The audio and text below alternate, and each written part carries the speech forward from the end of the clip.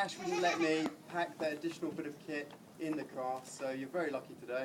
I don't have any flip charts or pens or bits of connects for you to play with today. Now, Si was born on the 4th of December 1970 in the town of Colchester on a cold, snowy day. I've done a little bit of research about Si's the date of birth, and it's interesting that he shares his birthday with a North American Indian chief called Crazy Horse. Could be an interesting nickname for him.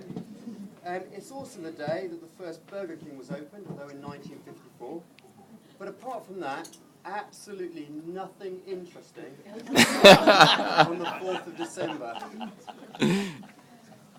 He does share his birth year, though, with people like Alan Shearer, Naomi Campbell, Uma Thurman, and River Phoenix. Actually, there's one thing about all of them: their careers peaked in the 90s. So maybe not so much for Si.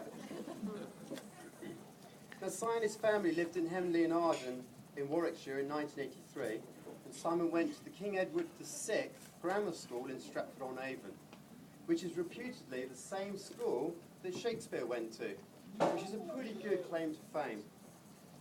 He went to Surrey University, and I know a few of his friends that he met that are here, to study physics, and he also started to do some summer work at nuclear electric and that famous place that some of us know, Dungeness. Oi. Some of you haven't yet escaped Dungeness, a few of us have. He also worked at Hinkley Point for his year out. I know he's got some friends here from there as well. And he went on to study for his MSc and worked at Heysham Power Station. He did start to work for British Energy at Dungeness, which is where I met him around 1996-97. And I have to say that I was a bit gutted when I arrived there, because he was such a good-looking, intelligent and successful person, and presented a little bit of competition for me. That wasn't Simon, though. It wasn't Simon, no. Now, 1998 was the year of the FIFA World Cup in France, and Si and a guy over here called Matt Kershaw set off with no money and no tickets to go and watch the football. And they lived, I believe, on pretty much nothing but bread and cheese. Now, Matt has got a few good stories to tell about that trip, but I have to say, I have to leave most of them for him to tell you later on. There was just one that I'll just intimate about. Si managed to save his dignity, only getting a nasty sunburn for his efforts. I'm going to leave that to Matt to explain later on. Now, on the trip in 1998, they did meet a couple of mad Danish blokes and ended up travelling around France in a van for most of the week. I actually hate to think what it would have been like in that van with 4 blokes eating nothing but baguette and cheese.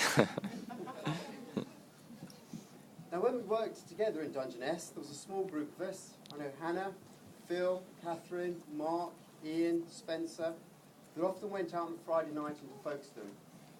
Our journey back to Folkestone started off with a classy Barvasser in Sandgate, and after that, everything went downhill pretty fast. We'd often end up at the Parisian Club down by the docks in Folkestone, and we went so often that at one point we always had our space on the dance floor on a Friday night. Now, I'd fairly often find myself in need of somewhere to stay over on the night, and I quickly found out that Si had a lot of good friends because of the state of the sofa bed that he had. It was completely wrecked, and lots of people had left interesting marks and stains on it. I was grateful, however, to spend a night there. And it was on one of those evenings and into the morning when, with a hangover, I was introduced to a famous hangover cure, which was a game of football and then a pub lunch. Now, Si has completely changed my view of nuclear physicists. And I need to be careful what I say here, because I do work for the Institute. I always thought that nuclear physicists would be boring, reclusive, and impractical. And there's only one of those things that I can say is true of Simon. Maybe it was because of the complicated system that I'd installed at home, but Si did have problems to get the TV picture and sound working at the same time. Fortunately, Chloe was 6 at the time, and she could show him. Now, Simon and I lived together on and off for a few years, both when Simon, I stayed with him first in Gloucester, and then Simon stayed with me for a period in Cheltenham. And it's pretty much over this period of time that I got to know Simon pretty well. And I want to talk about a few passions that we actually share and some stories around them. The passions that we share: cars, music, running, and Lara Croft. Now, in all of these things, I firmly believe that I've been outdone. The first then, cars. Si told me that he was looking for an Integra Type R and wanted to take me on a test drive. Now, we did a very thorough test drive on that car. I'm not quite sure Si's ever forgiven me. And when we walked away from that car and left it in the car park, I've never heard a car quite make the sounds that that car was making, and the smells that were coming out of it as well. I've never actually experienced a car quite like it. In the last few weeks, in CERN, the research facility physicists have, they've discovered that there might be a particle that travels faster than the speed of light. It's very controversial at the moment. Now, I happen to know that Si had discovered this years before in that car. It was definitely fitted with a warp drive. The second passion we share is music. And when I had my flat in Cheltenham, we went round to a small pub nearby. Never been there before myself. And after Si put £1 in the jukebox, got to start playing some pool, the landlord walked over, shaven head, burly looking guy, and said, "Who put this music on here?" Now, I was thinking we were going to get beaten up and thrown out. So I was about to step up and rescue. And the landlord then said, "Here's another £1 because the music's great." If I had chosen the music, then we would definitely have been beaten up and thrown out. The third story is running, and it was Si that actually inspired me to get back into my trainers and start running half marathons. When lodging with me, he'd often go out for early and late runs and be away for what seemed like hours. The return was always preceded of stories of getting lost, having run down dual carriageways, getting blocked by rivers, and being attacked by dogs. My advice to Kate is to get him fitted with an electronic tag like Tash has on me, a GPS running watch. The fourth story that I just want to mention briefly is that I discovered our shared fantasy of Lara Croft. And all that I can say is I would never have imagined seeing Si dressed as Wyatt Earp leaving one of my house parties with a girl dressed as Lara Croft. No more said. Now, there are a few things that I'd like to say about Si's character. When I asked Alan and Pauline for some stories about Si's childhood, they really couldn't remember anything that was humiliating enough. Well, apart from the dreadlocks that Si had whilst he was at university. Simon has many excellent traits, but calmness in the face of adversity is probably his strongest, and on occasions it is overplayed. Si does not always express his frustrations. This is probably best exemplified when he was living with me in Cheltenham. First of all, I normally had the heating switched off, because the heating was rubbish, even though it was winter. And Si was often found with 2 coats, a hat and extra socks on, and the TV, still with the sound off obviously, but he would only ever mention it to me about once. When I eventually moved, I had actually forgotten to tell Si that I'd moved.